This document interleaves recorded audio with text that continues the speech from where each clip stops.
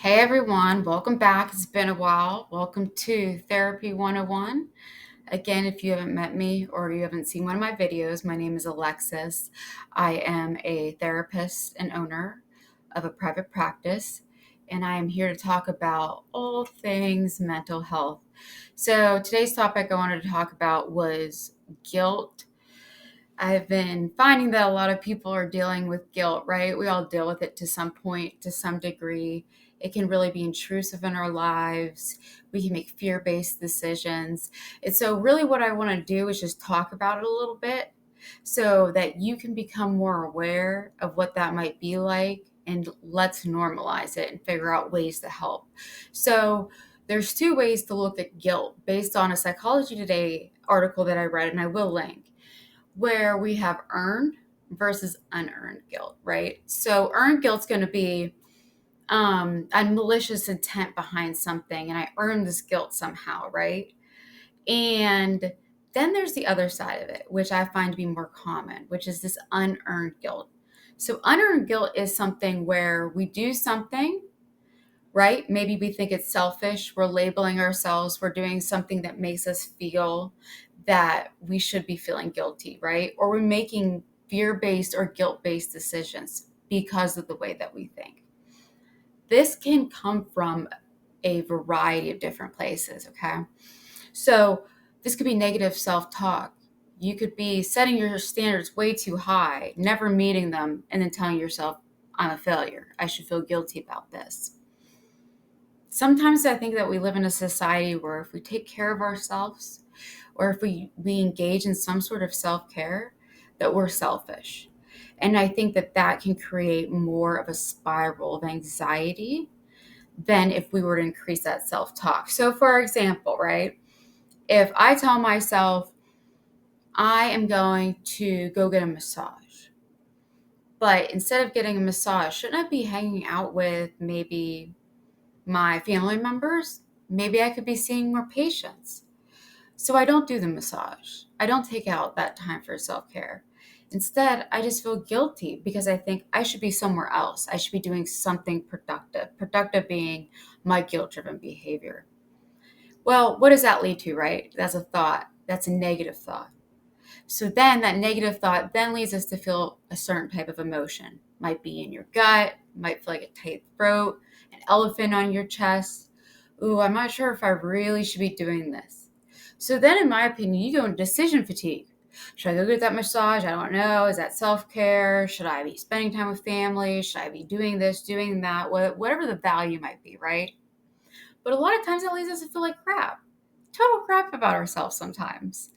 And so we don't do it.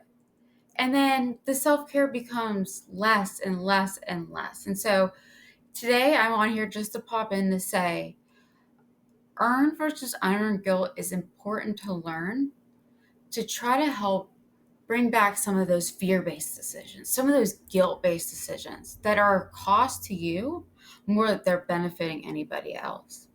And so, one thing I want you to try, let's just try something, right? Try to notice your self talk. What are you telling yourself? Is your self talk, should I go get the massage or should I see another patient? Should I work longer? Should I do that thing I was supposed to do the other week? And then you're prolonging your self care. And now you no longer are your primary person to take care of. Everybody else is. And this is so cliche. It's very much like the airplane where you have to put on your own mask, right? To get oxygen in order to stay awake to help the person next to you. And I believe some people do think that that's selfish. I need to be doing other things. It's selfish to take care of myself. That's negative self talk. That's going to lead to most likely a negative emotion. That negative emotion will then lead to a certain type of behavior, which then can lead to a habit. So, my goal here, or how should I say, something you might want to experiment with is one, become aware of what your self talk is, particularly if it's negative. Two, how that affects your emotions. Are you sad, happy, anxious, jittery? What are you feeling physiologically? What are you feeling mentally? What are you telling yourself? And the third thing is once you do that, I want you to go back and say, how can I be a little bit kinder to myself, right? How can I take care of myself and feel good about it as opposed to guilty and live a more, hopefully, less anxious, less guilt ridden, less fear based decisions? So, just for fun, if you want to try to experiment, I want you to kind of maybe just take a little note. I'm having this negative self talk and try to reframe it. So, for instance, the massage. I'm going to go get a massage. Guilt kicks in. You need to be doing more work.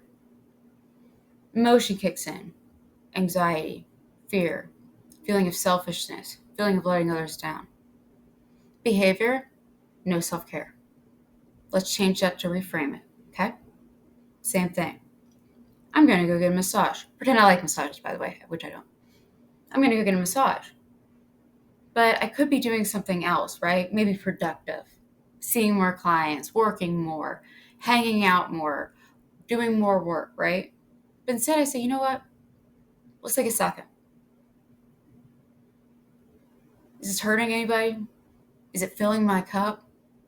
Is it helping me to help others? Yeah, it is. All of a sudden, my emotion goes from anxious, jittery, feeling guilty, fear based, to,